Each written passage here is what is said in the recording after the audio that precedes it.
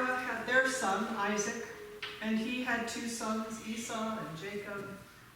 And then there were a ton of grandkids and great-grandkids. There was famine, and all of Abraham's descendants moved into Egypt, and that went okay for a while. But then there was a Pharaoh who didn't know the backstory, and who enslaved all the thousands and thousands of Abraham's descendants. After 10 plagues and a lot of back and forth, Pharaoh let God's people go. And then Pharaoh changed his mind and sent the army after them. God led the people across the Red Sea that parted for them. They crossed safely to the other side. The waters rushed back and drowned Pharaoh's troops. And on the other shore, one of the however many great-granddaughters of Sarah, whose name was Miriam, sang a holy song. And could you read the next reading for today? Then the prophet Miriam, Aaron's sister, took a tambourine in her hand, and all the women went out after her with tambourines and with dancing. And Miriam sang to them, "Sing to the Lord, for he has triumphed gloriously. Horse and rider he has thrown into the sea."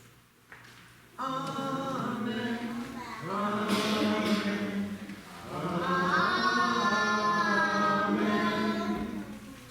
So Miriam and the women who sang and danced with her asked a really simple question.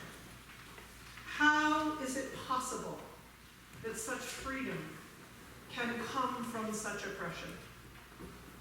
And all of a sudden, not only is God doing the impossible for individuals, all of a sudden, not only are 90-year-olds having children, but whole nations are being liberated.